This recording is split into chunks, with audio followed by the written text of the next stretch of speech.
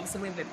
కానీ ప్రధాని నరేంద్ర మోదీ నేతృత్వంలో 2014 నుంచి వరుసగా మూడోసారి ఎన్ఏసీగా కొనసాగుతున్నటువంటి అజిత్ దోవల్కు కేంద్ర కేబినెట్ హోదా కూడా ఉంది. ఆయన తీసుకొచ్చినటువంటి డిఫెన్సింగ్ ఆఫెన్స్ ని చాలా వరకు కూడా భారత రక్షణ విధానం తాలూకా రూపురేఖలను పూర్తిగా మార్చేశారు. అంటే ఉగ్రవాదం పైన ఎదురు దాడికి దిగడంలో భారత్ వెనకాడబోదని ఆయన పలుమార్లు నిరూపించారు కూడా. 2014లో సర్జికల్ స్ట్రైక్ చేశారు. 2019లో బాలాకోట్ వైమానిక దాడులు జరిగాయి. 2017లో డోక్లాం సరిహద్దు వివాదంలో చైనాను గట్టిగా నిరోధించడం వంటి ప్రతి వ్యూహం వెనుక అజిత్ దోవల్ మాస్టర్ మైండ్ కనబడుతున్నాయి.